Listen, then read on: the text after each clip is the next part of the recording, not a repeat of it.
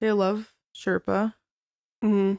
But let me tell you, it fucking collects my hair like nothing. Yeah. What's the inside like? Is it Sherpa on the inside or is it kind of like a felty? Oh, yeah. That's nice. Yeah. Yeah, no, I had like one Sherpa sweater. It was awesome, but then I washed it and it kind of was not as nice after. Yeah. I was like, okay. Yeah, limited washes with Sherpa. Definitely. Mm-hmm, definitely. And but I hang dry for sure. I lived in it. So I was like, you're getting foul. Let's make me wash you.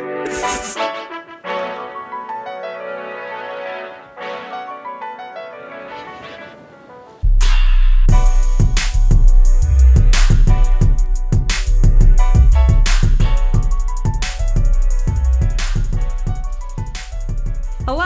Hi, guys. Welcome back to another episode of Sometimes Draw Slaps. I'm Mac. I'm Jubes. And today is the anticipated fiction book club. Yay! We read Iron Flame by Rebecca Yarros. So fun. Mm-hmm. For our demographic, if you're into more fiction novels or smut type of novels, we'll be incorporating some of these into our book club rotations. Mm-hmm. Yeah, this one wasn't very smutty, though. Not at all. Not at all. I was expecting way more. Yeah, no. Fourth Wing, it really, like, the whole series isn't really. Yeah. Which is good and fine. Yeah. Yeah. But, like, I was expecting, like, this one to be part of that. Oh, with yeah, the way that you guys talked it up. If we had read ACOTAR, then it would have been a little different. But I'm not going to make you read a 5-book series. Even though unless you want to take up like the year doing it. So good. I've already read them. I just about bought them at Chapters the other day. Oh yeah. They were only $25 a book and I was like, ooh. This is dangerous. Ooh, that's not as expensive as I had hoped these were gonna be, so I wouldn't need to buy them. But if you've already read them, how'd you read them? Like library? Bryce's mom has them. So I just borrowed hers. But they're so good. But you want a physical copy? Yeah, I want to read them again. Okay. Because I really like them. I'm really attached to the characters. That's fair. But That's yeah. fair. So our friend Jenny got me onto Fourth Wing. She lent me her copy and then I read it. I couldn't put it down. It was so good. I loved it. Mm-hmm. And then Iron Flame came out earlier this month. That's wild. Mm-hmm. And so I had pre-ordered it, I think, in like August or September. Yeah, it was early. Because you're like, oh, we should do this for November as long as it comes in time. Yeah, and so it released November 6th, and I think I got it November 9th, which is awesome. Yeah. Turns out when you pre-order things on Amazon, they don't charge you until you get it, which I didn't know, because I thought they charged me when I bought it. No, they just take your payment information. Yeah, I had just bought something of a similar price that I forgot about, that was what the charge was for. So it was very confusing when I got charged the day that I got it. And I was like, wait a second, I already paid for this book. Yeah. And I should have got Sheraton to video me when I opened it because it has these beautiful black pages. And it's probably the prettiest book I've ever owned. So I was like really excited about that. But then when you take the cover off, it's just boring. I liked it. Oh. I like how simple that is. I took the cover off as I read it. Same. I can't read with the cover on. No. I just hoped that there would be like some sort of engraving or something, because you know how some books are like. Yeah. But I really liked the maps on the inside. I don't know if you guys can see that. But yeah, so. And then so I'm not a fiction girly. When I do read fiction, it was usually for school. Oh. Yeah. Okay. So the last time I read a fiction book was my 4th year of university. Wow. Because I took an English class as an elective. Oh. And it was a sci-fi English.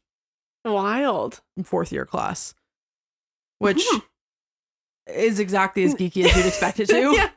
What book did you read?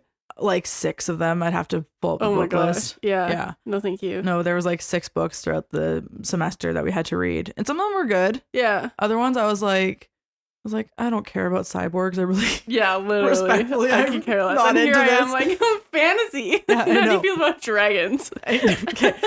And so that's where I'm going to go with this. So when you're like, okay, let's read fiction, I'm like, okay, I'm open to fiction. Like I've read it like again in high school and first year university and then in fourth year university. Yeah. But everything in between has been like research articles or nonfiction books.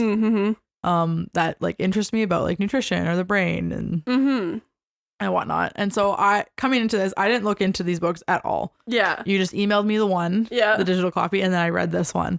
And I was like, maybe halfway through the first one, I was like, man, I was not expecting this much dragons. Yeah. I was like, I don't know what to expect. It was not dragons. Same. Same. Well, it's literally like a divergent Harry Potter and there's one other book and I keep forgetting what it is, but it's just like a mix between them. Well, and so this might be a hot take, too hot of a take for the book talk Ooh, community. Okay. The character dynamics in these books between Violet, Dane, and Xaden, whatever, gives Twilight to me. Oh yeah, 100%. Jacob, Bella, and Edward. It's very Hunger Games. And so the whole thing now is everyone's like, ooh, Dane giving Gale, ooh, Xaden giving Peeta, kind of like, I just found a couple videos like that on TikTok. Yeah. So you're on the right track. I was like, this is reminiscent of Twilight, and be like, well, no, we can't, I'm too dangerous for you, but I love you. No, I'm your childhood best friend, I like you more. Yeah. He's like, no, but you betrayed me. Like I'm like, holy crap. It's very like corny in that sense. But it's kind of difficult to find a fantasy book without the whole like enemies to lovers, lovers to enemies kind of trope. Yeah. Yeah. It's like, I'm gonna kill you on the parapet, but then jokes, you made it. You've proven yourself to me. I'm not gonna kill you. Yeah. I tried to hate you, but now I love you. He actually literally says that at one point. He's like, it's impossible to hate you. I tried. And I'm like, ooh. Ooh. Okay. Daddy Xaden. Yeah, I don't know. Like, it definitely in the Iron Flame, it got exhausting when Violet was like, oh, I'm so hurt. I'm betrayed. And I can't trust anyone. And everyone's keeping secrets from me. And everyone else is like, we need to keep secrets from you so that you'll like be okay. And I was like, can we just fucking talk to each other? Yeah. Like, you're all fighting this war. I understand plausible deniability. I get that. Yeah. Communicate, though. Yeah. Like, and then how the author just kept not letting them finish their conversation. That's what's happening right now in the Throne of Glass books I'm reading, is like, they just can't finish this conversation or do these things that they want to do. Yeah. So something else just keeps coming up and it's driving me insane, because then the only interactions that those two characters have is about this conversation that they're never going to get to finish until the end of the book. Yeah. And even then, I don't think they ever actually like came to an agreement. Yeah. But. And for like that kind of reason, the most difficult part that I found about both books actually is that it's what I love and hate about them. Yeah. Is the detail, right? Yeah. She's very detailed. Very, yeah. But almost to a fault. Like there came to a point where I'm like, okay, I'm bored. Yeah. I don't care about this. Like, I'm not going to lie. I did skip through some chapters because I was like, oh my God. Yeah. Like I would scan the page and I'm like, nothing interesting. Just some more useless information that kind of bogs down your perception of the world. It felt like with Iron Flame, she was doing a lot of setting up for the next 3 books. So I feel like once the rest of the books come out over the next 3 years, once they're out, Iron Flame will be a lot better, because I think it sets a lot of foundation for the other books, but like it doesn't make sense right now. Yeah. Because we don't know the whole story. Yeah. Which is But it's also not enough for me to be like, oh, I have to read the 3rd book. I'm kind of like, I could do without. Yeah, a little bit. But like, granted, like if you want to read it, if we want to read the 3rd one, if our listeners are interested, like I will read it. But it's not like on my own time. I'm not going to be like, oh yes, number 3's out. And that's the thing. Like I'll read it probably, but the way she ended this stupid fucking book makes me so mad, because you know what the whole rest of the whole series is going to be about. And I'm like, I don't want to read 3 more books of them fighting against each other. Like, because you know the whole 3rd book. There's going to be so many spoilers in this episode. So if you haven't read Iron Flame and you want to, please skip it. Yeah. She ends with Xaden becoming Venom. No. So you know the whole 3rd book is going to be him trying to find a cure and Violet trying to find a cure and find him. Mm-hmm. And then she miraculously does at the end of the book and she cures him. And then there's going to be a whole other cliffhanger ending. Like, you know the whole book. Yeah. Like, it was very frustrating. And then when he, like, all of a sudden they brought up his mom. And I was like, there's a more organic way you could have done that. So, you know, she's going to have a huge thing. And then, you know, Violet's dad's going to have a huge thing. Like, I kind of expected when they were fighting the Venom that the leader, like, that Violet was going to get taken by the Venom back to their, wherever they live. Camp. Yeah. I don't know. And then Violet's dad was going to be, like, the leader of the Venom. Yeah. And so that's what I thought. But that's not what happened. What do you think of Violet's mom's, like, sacrifice kind of? Oh, too little, too trope. late. Yeah. Yeah, I was like, fuck you. That doesn't redeem you in my eyes. Like, you can't just hate your child for their entire existence and then just be like, but I gave my life for you. Yeah. It's like, whoa, thanks. What about love? Yeah. When I was growing up, like. I think the only good thing about that was kind of like the sibling bonding moment as they all kind of witnessed it happen. Yeah. That was something I didn't expect, was because there was a theory before Iron Flame came out that Violet was going to have to kill one of her siblings, like one of them was going to be bad. So I expected that to happen in this book, but it didn't. And I thought she was going to have to kill Mira. Yeah, I would have said Mira too. I didn't expect Mira to be so okay with everything. Yeah. Because I thought she had kind of been like brainwashed by her mom a little bit. So, but I'm glad that didn't happen. Yeah. Very much so. No, that was fun.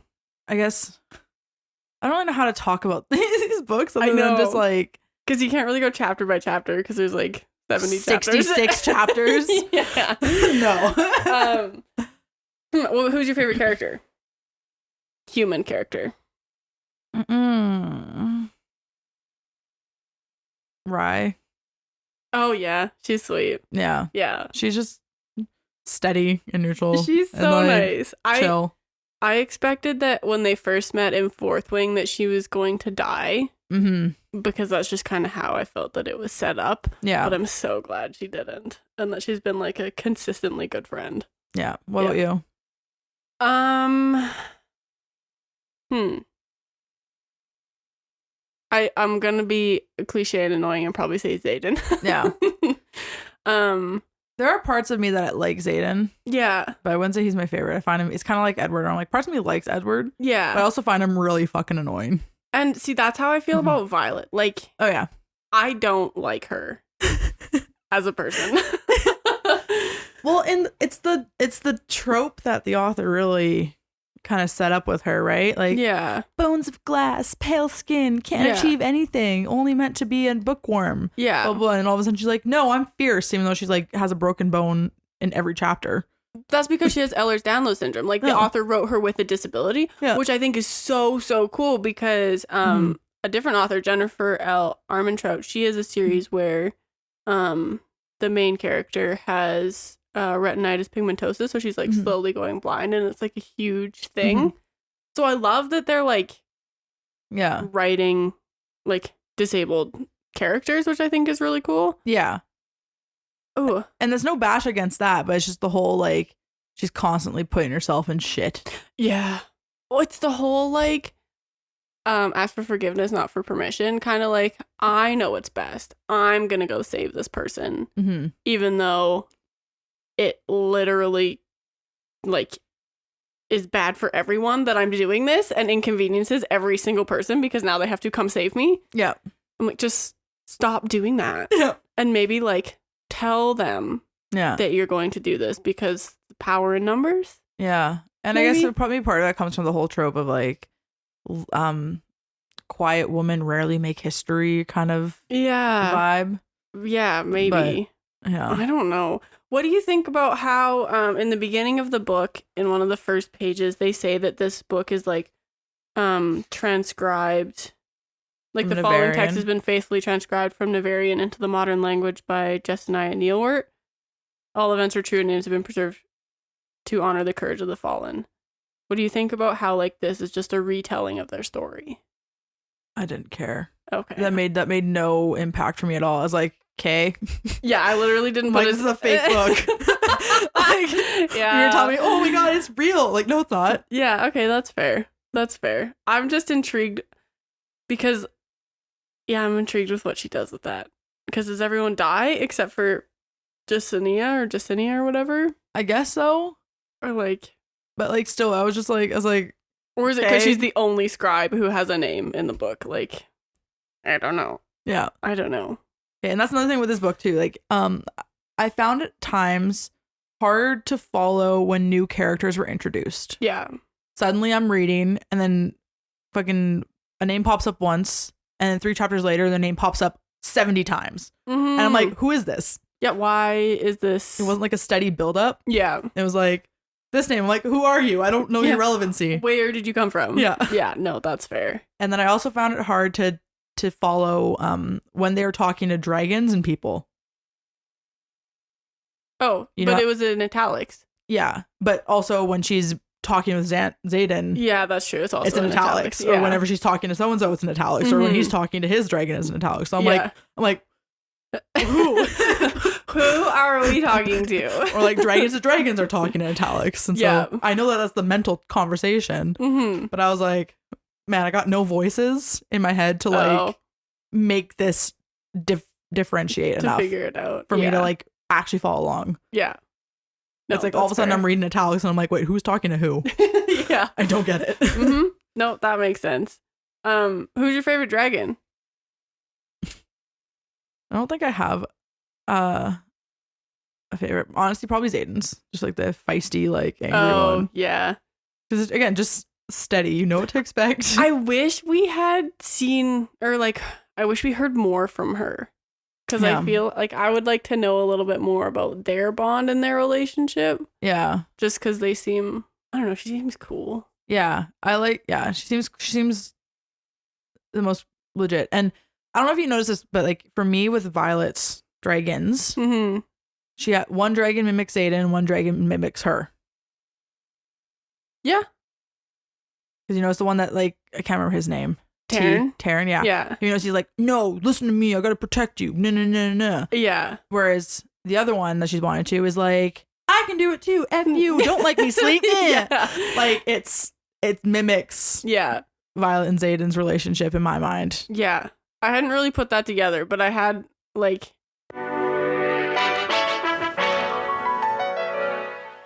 So big thank you to Blue Land for working with Sometimes Spotted Slaps. If you are passionate about the earth and a clean home, then these are the cleaning products for you. Blue Land is a company that sells eco-friendly cleaning products on a subscription basis. You can buy the welcome kit, which comes with dissolvable tablets of the products and reusable containers for each product. I got the Clean Sweet kit, which comes with a foaming hand soap, laundry detergent, powder dish soap, dishwasher detergent, multi-surface cleaner and bottle, bathroom cleaner and bottle, and glass and mirror cleaner and bottle. And I love it so far. It has done exactly what I need it to do. So there are so many kits that you can get. And once you have what you need, then the tablets can be mailed out as needed. So you can just order the tablets and you don't have to get rid of the bottle as if what you do when you go to the grocery store now. So we love that they don't send out useless plastic bottles with each product, and you can just pop a tablet into the bottle and reuse it. So if you are interested in incorporating Blue Land products into your everyday life, click the link in our description and or on our website.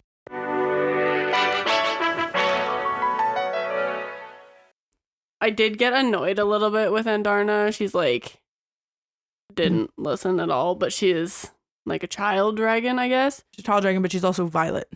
Right? Yeah. And like that's the why. unexpected, rare, right? Like even though you have this thing, you're still rare and you're fighting and you're going to be the top of whatever, right? Yeah. Like I get that trope, but it's just a lot of annoyances. Yeah. Up until then. Andarna was my favorite dragon in Fourth Wing. I loved her so much. And so I was kind of bummed that she was asleep for this whole book. Yeah. Because I loved just like who she was Yeah. in the first one. Yeah. But Taryn was definitely my favorite in this one. I loved him. Well, he spoke the most. True. Yeah. He was, the like, the only only dragon one. you like actually got to spend time with. Yeah, exactly. Yeah. I was like, he's the only one that had any sort of relevancy. But like in my mind, Taryn was written in to be like Xaden when Xaden was gone. Yeah, in a sense. Like not fully, but like Well, yeah, he is very protective of her because if she dies, he dies, Gale dies, and Xaden dies. Which is really annoying. And also, I don't understand how Xaden got turned Venom. Well, that's what I think what the last chapter was kind of supposed to explain a little bit. Yeah. No, like it's supposed to be like him at war and here's his point of view. Like, yeah. For one chapter. Yeah, I was like, this chapter could have been like a page longer just to explain a little bit more things. All of a sudden he's fighting this sage who's actually a commander who's blah, blah, blah. And I'm like, whoa. Yeah, which we kind of all saw that coming. And then he's like, well, you're going to protect this girl. And he's like, yeah, I'm going to protect this girl. And then she's like, ah. Yeah. And again, with the whole, like, I'm leaving to figure this out because I don't want to burden other people. It's like, what? The whole issue in this book was that you didn't tell her the truth and she never got over it. And so now you're not going to tell her the truth and you're just going to fuck off. Mm-hmm. And now you're never going to get back together. Mm-hmm. So, like, what's going to happen? So then, now I'm just thinking that maybe Dane's going to make a play because... Maybe for the third one, but her and Xaden are going to end up back together. Like, maybe. I doubt the author will kill him off. I don't think she'll kill him off. I have a feeling but they might not ever get back together. I have a feeling that Violet and Xaden are going to end up, like, having kids and raising, like, powerful kids who are also... blah blah blah. Yeah. And they're gonna end up like as like these like noble leaders in the final book kind of thing. Hopefully. Again, it's the Edward and Jacob scenario. Yeah. Right?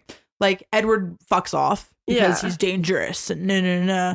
Yeah. And so she starts going back with Jacob, and then Edward's like, no, actually I want you. And so he's gonna be like talking to her mind from the shadows. Yeah. So even if she wanted to be with Dane, it's not ever going to last. Yeah, maybe. I don't know. I just think we're too early in the series to know what is actually going to happen. I have a hard time believing that she's going to kill off Xaden because she's not going to kill him off. Yeah. He'll always stay a character, but they might not be together. But like, why not? Because they just can't. Because she's like, I can't trust you. And they have that old toxic trust situation going on. Yeah. But again, I see it. I comparing it to Twilight once again. Mm-hmm. But like Bella had the same thing. Yeah. And then they ended up getting married. And then she ended up having this baby, which ate her from the inside out. Yeah. So it doesn't really care about the whole trust and toxic. It's like if it's all lustful. Yeah. Right? There's like that kind of toxic love in these books. Yeah. Like borderline toxic. I don't know. Like I'm just thinking of with ACOTAR because you're not going to read the series probably, hey? So I can spoil it. Unless you like wanted to read it for this. No. Okay. So in the first book, Farah falls in love with Tamlin. But Tamlin turns out to be like a super bad guy. So then Farah falls in love with Rhysand. Mm-hmm. And like, but in the first book, you don't notice until like halfway through the second book that she's supposed to be with Rhysand. So I'm worried that like it's too easy that Violet's just with Xaden. You know? Okay, yeah, I can see it. So then I'm like, we have 3 more books. I don't know. I feel like they're gonna because she could introduce a completely new character. That's fair. Yeah, but I was like, if it's between Xaden and Dane, Dane might have like a moment. Yes, but Xaden will win 100%. Yeah, 100%. And like, I don't know. I was so heartbroken. I didn't even. I need to reread Fourth Wing because I want to pay more attention to when Dane was touching her and like stealing her memories. Because I completely like missed that until they were like, "Yeah, battle. He stole your memories," and I was like, "I'm sorry." He did what? Yeah, I was like, I totally missed it too. Yeah, so all of a sudden I'm like, huh? Where did that come from? Yeah, and Xaden being in Tinsic, that was a big thing. I was really glad you read the first book so that you could understand like the importance of him revealing that because he's supposed to get killed. But it's also like not a big deal. Like really. And that's the issue with details, right? Is that I'm like, man, like thank you for all the setup but now I'm confused. Mm-hmm. I'm not set up and I'm like, okay, gotcha. I'm in this scene. Yeah. It's like set up and it's like, boom, different scene. Now back to the original scene. I'm like, huh? Yeah. Wait a second. Huh? Yeah. Oh, I don't know. And so now everyone, the latest thing on TikTok is, what is Violet's second signet? I don't know. Because the first one's what, lightning or whatever? Yeah, she wields pure power. Okay, and that gave Thor. Yeah, so then there's also the theory that she's a demigod. That her dad is possibly a god or Venom. Yeah. And so then they think that the reason her hair is silver is going to come into play with that as well. Mm-hmm. Or it's like silver fade to black or black fade to silver. Yeah. So, and Rebecca just said that the reason for her hair being that color hasn't been revealed yet. It's been 1,200 pages. Why hasn't it been revealed? There's going to be 3 more books. Again, that's a lot of setup. There's a lot of setup, yeah. Well, the first 3 books of Throne of Glass are set up. Mm-hmm. And so I don't know what the last 5 are going to be like, but 5? That's going to be an 8-book series? I think so. Oh my god. It already is. I'm halfway through 6 and 7. Oh my goodness. So I just have 8, but 8 is like this thick. It's a big boy. But that, yeah, there's a lot of setup in that one too, where it's like, I guess with the reader that I am, I almost want all of the answers and then get the backstories. Like, I understand why it's like you want to keep them like, but why? But why? But like the way that it was done in these 2 books, I'm like, I don't care. Yeah. I'm not invested enough to care. But is that just because like you're not a fiction reader? Well, like part of it possibly. Yeah. But it's also I'm like it didn't grasp my interest enough. Yeah. Fiction or nonfiction, right? Like there have been some fiction books that I've read through whole series and stuff before. Yeah. So I was like, oh, I'm intrigued. Mm-hmm. But this one I was just like, I'm like, there's too many unanswered things. Like it was too open. Yeah. And I was like, what the heck? Same thing with I know it's about book club, but I just watched a TV series called The Midnight Club. Okay. And it's from the same producer of like Haunting of Hill House, Bly Manor, Midnight Mass. Okay. Fall, The House of Usher. So I'm just watching all of those TV series. In The Midnight Club, they were setting up for a second season. Mm-hmm. But same thing. They left too many things open. Yeah. That there wasn't enough wrap up. Yeah. And you could have had one really key piece and that could have been the cliffhanger and that would have been enough to move forward. Right. Because you find that one key piece and it's like, okay, you find out you get the answer, say her hair is half silver because her dad is a demigod. Yeah. Okay, well now you're kind of like, oh, but what's this demigod realm like? Yeah. You know, yeah. I'd be just as intrigued if we got that answer. And I think that's what she's trying to do with turning Xaden Venom. Mm-hmm. But she did it in a very poor way, in my opinion. Like in my opinion, there was no setup for him turning Venom. Yeah. So it kind of felt like it came out of left field and it was just like, here's a cliffhanger so you come on to the next book because I don't want to end this happily. Yeah. I need to but she also hasn't started the 3rd book. Yeah. So then part of me thinks if I was an author, I would do this. Write a book with a bunch of openness. Write the 2nd book. She wrote this book in 6 months, which you can kind of tell. And no offense, Rebecca. Yeah. And it needed some more refinement. Yeah, it really did. Mm-hmm. So where are they going with this? Oh yeah. So she hasn't written the 3rd one yet. So I wonder if she's waiting for everyone to come up with theories of what the 3rd book is going to be like and then writes one of those theories. Yeah. Kind of chooses the best one or whatever. And it's choose your own adventure. Yeah, a little bit. Because I would do that as an author. Yeah. Because that seems like such an easy way to write a book. Well, because I'm sure she has ideas and a basic plot line, right? But yeah, you could always tweak it to. Well, yeah, and if she knows it's going to be a 5-book series, then there's got to be a beginning, middle, and an end. And I'm worried that we're just at the beginning. And it feels like we're just at the beginning. Yeah. There's been a lot of climb, and I'm like, okay, I'm done with this hike. So the next 2 books are just going to be so much. And then the last one, I hope, wraps it all up in a nice little bow. Yeah. But we'll see. Yeah. I don't know. Yeah, I get where you're coming from. This might be another hot take. Okay. Like piping hot tea or whatever. Mm-hmm. I do think that I would enjoy this storyline better as a movie than as a book. Oh, okay. I think the visuals in Yeah. movie form would be really fascinating. You could do a Mhm. lot of cinematic kind of pieces with it. Yeah. Where you get all the detail that she wants in these books, Mm-hmm. but not so that the message doesn't get bogged down. Right. Yeah.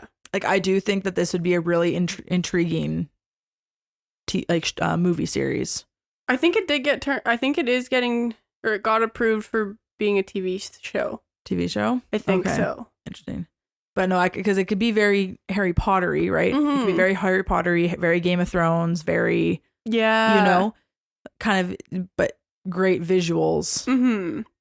that are, yes, put in the book, but not always put in ways that you like actually retain them, right? Yeah. Yeah. Like exactly. the whole memory thing with Dane. Mhm. If it was in movie form, you would see the hands on the head, like, and you'd Yeah, see they the would- intensity of the moment, They would make sure you notice it. so that it doesn't get skipped over, and then you're like, oh, what? Wait, what? Yeah, wait, why is this Yeah. important? Yeah. And then it would also be able to like take out all of the unnecessary. Like, most people say you miss so much of the book, like in movie renditions, but I feel like this one would do, It would do very well. because the movie would edit the book so Yeah. that the hot hitters of each Mm-hmm. book are visual. Exactly. And I feel like it would just make a lot more sense, like with the runes and Mhm. stuff. I have no idea what to even visualize or understand because they just kind of came out of nowhere. Mhm. And then it was just like, I'm trying to visualize this thin stream of air that you're trying to make into a shape to like put on a piece of wood that's also then burning it, but then you can also imbue it with magic, but then it also does this. Yeah. I'm like, I can't. I've got no idea Yeah. what even is going on right now. One visual that was really clear for me was when Jack like saved her off of the edge or whatever. Oh, yeah. Like, that made sense in my brain. I was Mhm. like, okay. And there's a few, like when she was getting tortured in the room. Yes, I That could see made that sense pretty in my clearly, brain. Yeah. But yeah, there are pieces and scenes and stuff that I'm like, yes, there's a map in this book, but Yeah. It doesn't help me really at all. It's like, I Yeah. would only kind of look at it to be like, okay, so the Venom are here and they're here, and that's bad because that's close. Yeah. Maybe, I don't really know. Yeah. No, but I think it could do really well as like a movie. I just want to understand like what the college looks like. It's funny. Like, how do you, can you describe like how you picture it? Like when they walk off the parapet, and then can you like picture how you see it from there? So I picture them like climbing up kind of like a turret almost, and then walking across the parapet, just like a small little like cobblestone little path. Yeah. And there's like a giant ravine. Yeah. So the whole college is on like a mountainside, kind of like on a cliffside. Okay. Yeah. And so then there's this kind of divide, Yeah. but I don't know where it ends or where it stops or where it goes, Mm-hmm. which is why I was very confused when she like walked to the tree that Xaden was meeting everyone at in the first book. And I was like, Mm-hmm. but you're kind of isolated in this castle Okay. on the side of a cliff. And so I imagine it very like small and just tall. Okay. And then I didn't really understand the whole like she was scared to walk up the stairs because there was no railing, so she might like fall all the way down. Yeah. But then I don't know how many stories are like in the castle. See, with that, I picture the I guess Like a turret? walking up to the parapet, Mm-hmm. like those stairs. I can picture that very clearly. I picture it. I don't know, like, have you ever been to a mine or anything like that? You Not have to climb down? really. I picture it kind of like a mine staircase, Okay. except stone, Yeah. right? And it's like, say, 17 stories of just like Yeah. narrow stairs or Yeah. whatever, roughly. And you like land on this platform that's all stoned up as well. There's like a little border or whatever to the parapet. Mm-hmm. And then you walk across that. And then on the other side, you walk across, and then it's like a slight slope, like grassy area. Yeah. Say that it's like, I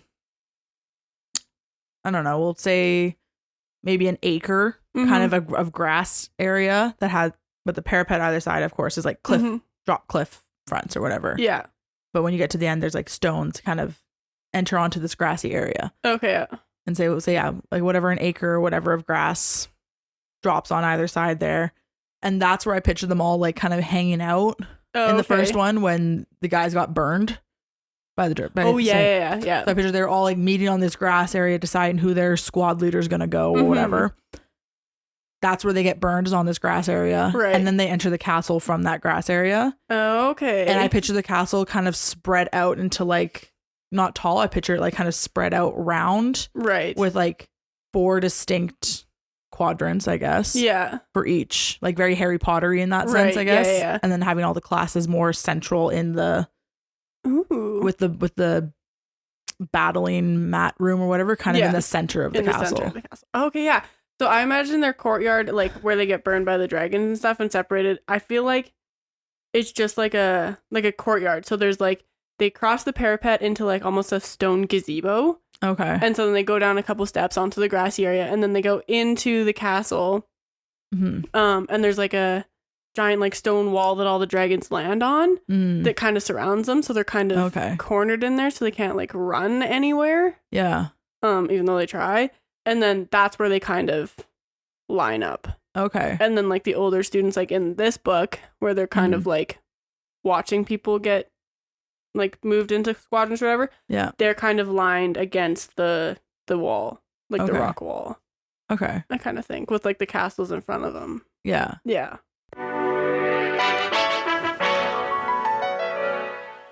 And big thank you to Chamberlain Coffee for working with Sometimes Ciabatta Slaps.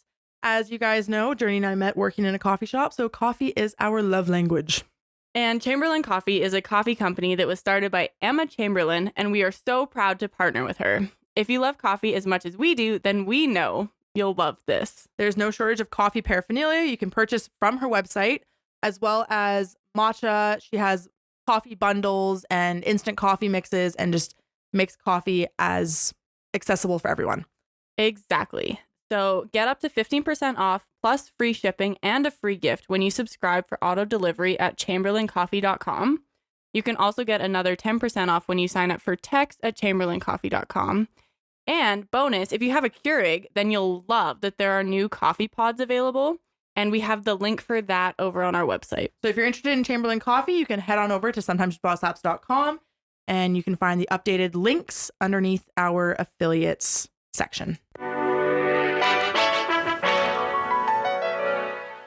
That's how I envision it.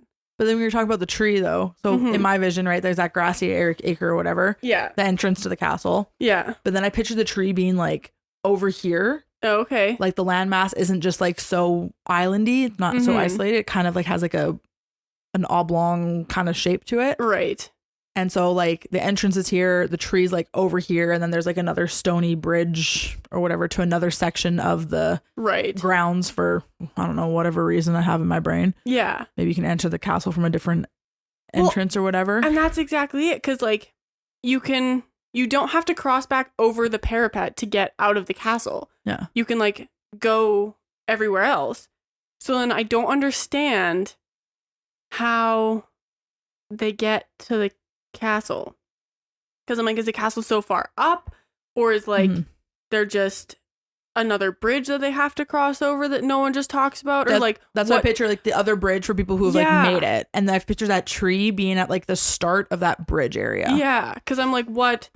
Like the ravine feels like a fairly like you don't just have that in a random piece of land. No. So I'm like, where? I just don't understand how the rest of the whole thing works out, which is why I kind of wish that instead of a map of the land, she did like a map of the college. Yeah. Or like a map of the castles or something, just so I could better visualize like what she's trying to describe.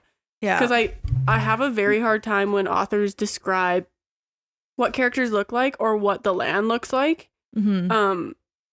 Because those words mean nothing to me. I can't visualize them. I just think about what, like I make my own visual almost. So the character might be completely different than what the author describes as, but that's who I know them as, and that's how it, even though they describe them as completely different. Yeah. Yeah. Which is weird. I don't know if that's like aphantasia or something, but like I start picturing people that like I can resemble to, like I can tie them to. Like a description of so and so. I'm like, oh, it looks like this dude. Okay, now it's this dude in my brain. Oh, okay. Like Violet, the way she describes Violet, I picture a girl I went to school with, but with black to silver hair. Interesting. Okay. Because all descriptions, I'm like, yeah, that sounds exactly like this girl I went to school with. Wild. No, I haven't done that. That's interesting. Yeah.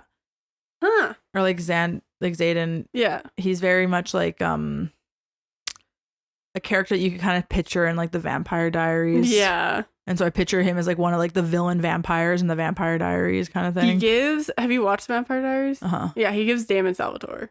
And Dane gives Stefan. Yeah. Like hardcore. I didn't But put I that don't together picture him till looking right now. like Damon though.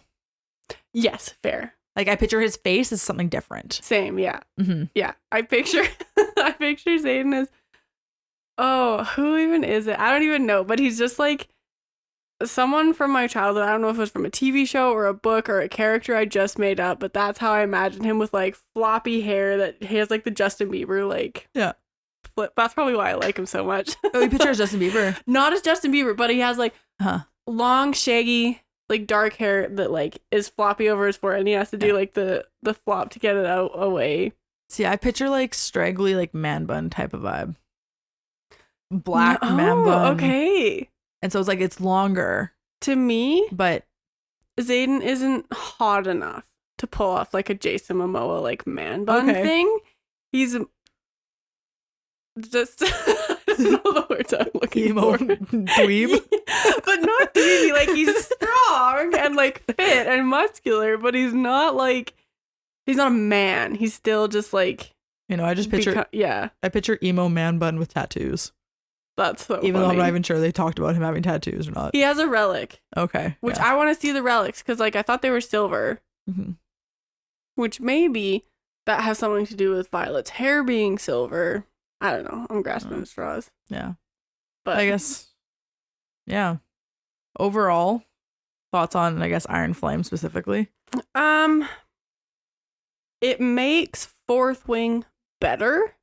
Okay. I want to reread Fourth Wing knowing what I know about Iron Flame.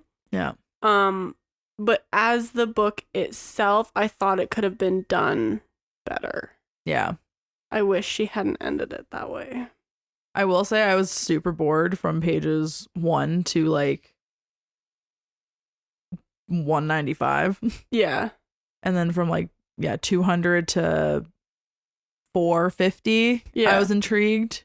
Yeah. 450 to like 6, I was bored again. Oh, I was kind of the opposite. Like I read all of part 1 in one sitting. I stayed up till 5 a.m. just reading. Mm-hmm. And then I got through half of part 2, but then I had like 100 pages left, and I was like, I am struggling to finish this book. Like I went and watched a couple TV shows, and like I couldn't. Yeah, I struggled with the intro, and I struggled again with the ending as well. Yeah. Except for the last like 4 chapters or whatever, I slammed through those. I was like, okay, cool. Mm-hmm, yeah. Like, get to the point, please. Let's wrap it up. I was just nervous because I was like, the way I was nervous to go into the battle because I was scared she was going to kill someone that I was attached to. So, like she did with Liam. Yeah. So I was a little bit nervous about that. So I was kind of procrastinating reading. First book's battle is way better than the second. Yeah. Okay. Way more interesting. I think we somehow skipped a chapter because all of a sudden the battle was done. Yeah. And I was like, what happened? Like Violet left to go figure out the rune stone. Yeah. Sorry, I'm reading Throne of Glass has ward stones, and they're combining so hard in my brain right now. It's very difficult keeping them apart. Yeah. And then all of a sudden, they were just gone. Yeah. And I was like, what happened? Well, and then her mom like got Sloane to take her power, blah blah blah, and put it into the stone because the stone wasn't working, and Violet was all upset that it wasn't working, and then her mom's like, I'm gonna die, and then hold her down. Yeah. And then suddenly mom's dead. They walk out. Zayden's like, oh yeah, this sucks, but it's over. And then they cut to Zayden's chapter of being like what happened in his perspective. Yeah. Because he hurt his arm really bad, didn't he? Something like that was a different battle. Because he was off somewhere else. They had to go to him, didn't they? Yeah, but in my brain, it was like they walked out of the ruins and he was like right there. Like he was like above ground, they were below ground. Right. Okay, yeah. That's the way I pictured it. I pictured it, they came out and then she hopped on Terran and flew to some sort of cliff face that just appeared and then saw him there. Mm-hmm. And then I don't know. Did she notice his eyes? I don't think so. I can't remember. I think he just looked upset, and she kind of like was like, "What happened?" Oh, how like. And then why didn't they talk about the buddy in the beginning who tried to kill her with the red eyes, who was so obviously Venom, but then they just completely skipped over it and they were like, Jack Barlow's Venom, but like he was brought back from the dead. So I wonder if the Venom are just resurrected people. So you think Zayden died then in the war? Ooh. No, I hadn't thought that far. Yeah, the whole back of it's like, she's like, "I'm sorry I wasn't here. I reach for her hand, but he tugs it away. I'm not. You saved us. My mother saved us." My voice cracks. She said she had Sloane siphon Eismer's power, both her and her energies, into the ward stone. She's gone. His eyes slid closed. "I'm so fucking sorry." "She killed your father. Why would you be sorry?" I swipe at another tear that leaks out.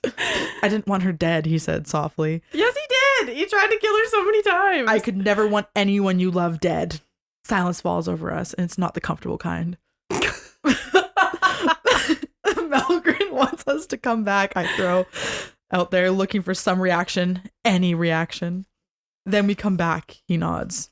"Arietta's words are already weakening, and these are intact, which you'll explain to me later, right?" His gaze flicks sideways at me, but quickly leaves, like I'm painful to look at. "I'll explain, I promise." "Good," he nods. "It's safer for you here. This is where we should be." He drags in a shaky breath and then laughs. "You wouldn't be as scared under the full words." My brow furrows. I just fought an entire wyvern army, dark wielders, and raised by words, losing my mother in the process. Please do not tell me what could possibly be scarier than that. "You love me," he whispers. "You know I do." I grab hold of his hand. My stomach twists when he turns towards me and lowers his eyes. "What's out there that I should be scared of, Zayden? What did he tell you? What did you see? What could he know that has him shaken?" Slowly he drags up his gaze at my body, and it feels like it takes years for him to just look at me. When he finally does, I gasp, my hand tingling on its reflex. "No." That single word is all I can think of. I feel, scream internally as I stare up at the man I'm hopelessly in love with. "Me," he whispers, a faint, almost indistinguishable red ring emanating from his gold-flecked onyx irises. "You should be scared of me." See, and that's Lost of Violet saying, and then it goes and into then they go into Zayden's. Yeah. I hate the whole like I'm so unlovable because I have trauma aspect that he has going on. It drives me insane.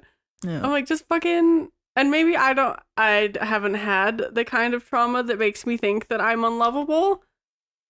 But it's so dramatic. It's like if you're shooting yourself in the foot about it, then it's a problem. Yeah. But it's like she obviously doesn't think so. So like, get over it. Yeah. But yeah, you know, me. You should be afraid of me. Okay. I'm glad you liked my reading of it. Oh man, yeah, I was disappointed a little bit. I texted Jenny as soon as I finished. I was like, "That was a stupid book. I'm not reading the third one." She's like, "No." Like, yeah. See, like, now I'm intrigued enough now that I've read 2 that I'm like, I might read the third one, but it's not going to be like, I'm not going to jump on it by any means. Yeah. Unless you want to read it for book club. I guess we'll see how this episode does. Yeah. Yeah. I don't know. It'll be next year sometime too. So. Yeah, they say it's going to come out January 2024, but she hasn't even started it yet, so I highly doubt it's going to come out. So I think it's probably, everyone's hoping it comes out like November 2024. Yeah, give some time. Yeah, right? Like write a good book, unless it's basically already done. Yeah. And she's just lying. But Book Talk is not happy with her. At all, because apparently she has the wrong opinion on the Palestine-Israel war genocide that's going on, and she doesn't know how to pronounce all of the names that she uses in this book. Yeah. She like it's Scottish Gaelic. Mm-hmm. And she doesn't know how to pronounce it, so everyone's really mad that they're like, she appropriated their language, and like it's very disrespectful of her to use a language that she doesn't even put in the effort to learn how to pronounce correctly. Yeah. and then like, and so I feel like I think she did research them, because a couple of TikTok videos that I saw, like a lot of the names that she used that were Gallic were very indicative of the character. Like they fit really well. Yeah. So I almost wonder if there's a little bit of foreshadowing with the names of the characters as well. There's always, like, or at least there should be always, like, a name should be there for a reason. Yeah. Right? And so I think she did a good job with that. Yeah. I was like, if you want to know what happens to Violet, you should look up what violets are as a trope, right? Yeah. Like, Violet's a fragile flower, but, like, does it have more to it? Like, yeah. And so that's when you can almost guess what the character's going to be. Yeah. Based on the name. What does Zayden mean? I don't know. I've never looked up the term Zayden. I haven't even looked up what violets mean, like, if I'm being honest. Yeah. But yeah, there was just a couple of things. So, and even, like, talking about the book, I feel kind of weird, because I also didn't look up the Gallic pronunciations of the words, or of the names. Violet is a lovely name that evokes beauty, grace, and power of nature. Oh, yeah, that makes sense. Mm-hmm. Because she's, yeah. I don't know. I'm interested to see what her second signet is and how. Is it XAZ or XADEN? D-E-N, yeah. Yeah. Huh. The name Zayden is a primarily male name of American origin that means cleansing beam of light. Oh. Interesting. Mm-hmm. Yeah. That's weird, because his power is shadows. Yeah. And hers is lightning. Yeah. Yeah, I don't know. Like, it kind of got me with this whole, like, a fantasy like you've never read before review, because it is exactly like every fantasy you've ever read before. Mm-hmm. There was no, like, groundbreaking events that kind of set it apart from everything. Other than, I guess they did team up with, like, they ride griffins. Mm-hmm. Whatever those, like, just regular people who ride griffins, I guess. Yeah. I didn't really see that coming, but I should have, because it was very plainly obvious. Do you want to guess what Dane's name means? Ooh, what?